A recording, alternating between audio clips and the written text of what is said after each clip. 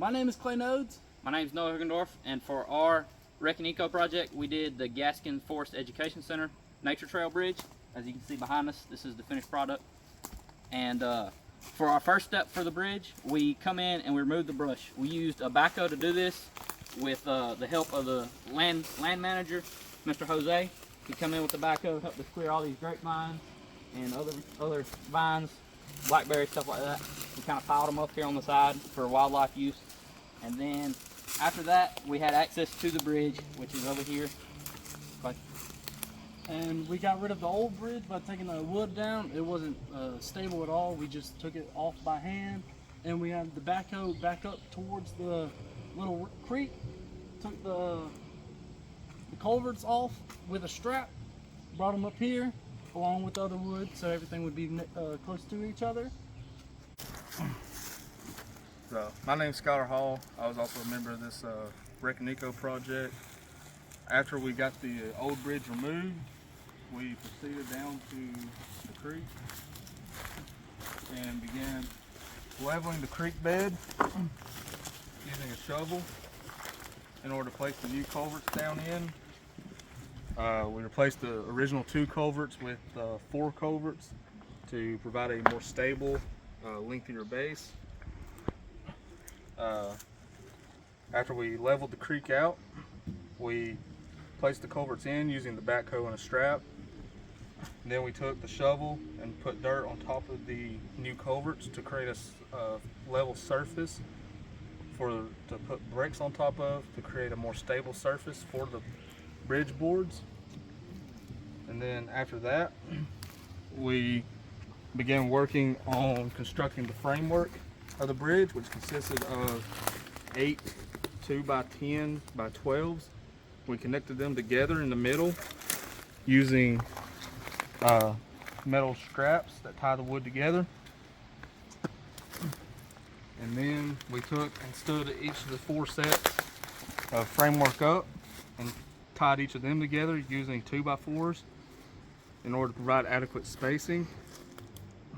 And then from there, we go ahead. We poured the concrete post in to secure the framework to the ground so it doesn't move. You know, if the creek got high or a lot of people going over it, something like that. This bridge was designed for handicapped people to use too, so we wanted a good stable bridge that you could wheel a wheelchair across and not have to worry about. And then after that, we started with We drilled holes through the framework drilled holes through the framework to secure the concrete post. We secured the concrete post with rebar, as you can see there, and then from there we cut all the posts for the railing to go along the bridge in order to provide a safe and sturdy holding point for people as they're walking across it. This was a big concern of Miss Brassels, as she informed us that she has a very wide range of demographics utilizing this trail.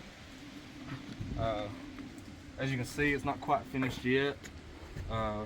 In order to finish it off, we're going to come through with some 2x4s and connect each post together, and then place Trex decking over top of those 2x4s in order to provide a more finished and professional look. After we got the railing up, we then began working on the actual walkway of the bridge itself. We cut the Trex decking to length, and we screwed each one down along the length of the bridge in order to provide a safe, sturdy, attractive surface for users and recreators to walk across. This surface is supposed to be better lasting than regular decking boards that are made of standard wood, which was a big concern of Miss Brassels, as she wanted the bridge to last for at least a decade. And on top of that, we're also going to be adding a interactive structure of the bridge to the bridge. So after finishing the post up, Miss Brassel also wanted us to incorporate a educational aspect to the bridge.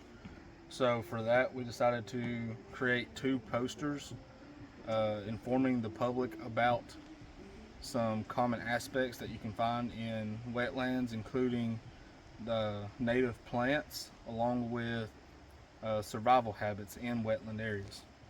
And now we'll go to Clay and we'll let him talk about one of the first wetland indicator species, which you can see right over here. Right over here, as you can see, we have netted chain fern. It's Woodwardia areolata. Its family is Blakenaceae. It is a pretty good fern for wetland, of course.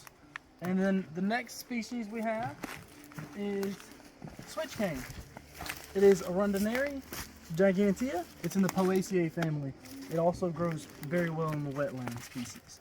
Now over to Skylar, he's going to talk about the sweet gum, black swamp sweet gum, whatever, black swamp gum, whatever. So, another tree species that's very prone to growing in wetland habitats is swamp black gum, also known as Nasa biflora. Nasa biflora is very well adapted to wetland growth, as you can through 2 different aspects, which you can see from this tree actually. If you look at the bottom, you can see how it expands out as a wider base. This is what's known as buttressing, and it provides a stable rooting system to prevent it from uprooting in wet conditions. Another growth habit that this tree experiences is what's called knees, which you can see right here. And these are in order to help the tree acquire oxygen when its root systems are inundated. And if we go back over to the bridge, we can see our last wetland indicator species that we covered for the interactive educational experience, which is known as Sambucus nigra, is our other species, which has an adaptive growth habit, which consists of a spongy pith, which allows it to hold and absorb moisture better.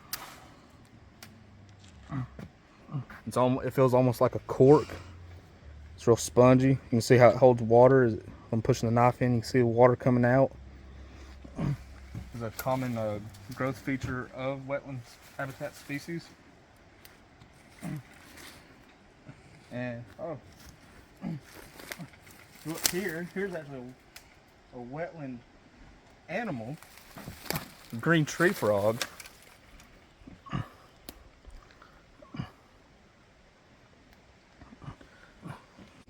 All right, our next species that would be found in a wetland is soft rush. It is this plant right here. It is Juncus epis. It's in the Juncaceae family. As you can see, it's also blooming here. It's commonly found in all kinds of wetlands. All right, and then the next one. Up here we also have red bay, or swamp bay magnolia. Yeah, swamp bay magnolia here. It's also found commonly in wetlands. Very good wetland identifier. Found this here. Find something like soft rush. Good chance you're in a wetland.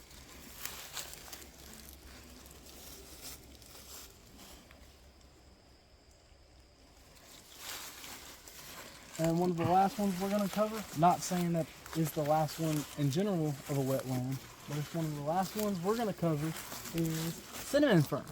As you can see, it has the sporulating and it has the vegetative frond as well. Its scientific name is Osmundastrum cinnamomum. It's in the Osmundaceae family. Science. Okay. So, along with all the stuff we just covered, we made 2 educational signs so that the guests can see it. You know, maybe there's not a tour guide down here or something. They can look at the sign and see exactly what was on the sign. You know, the same stuff we covered in here. they'll be on the bridge, want to be at the front, want to be at the back of the bridge.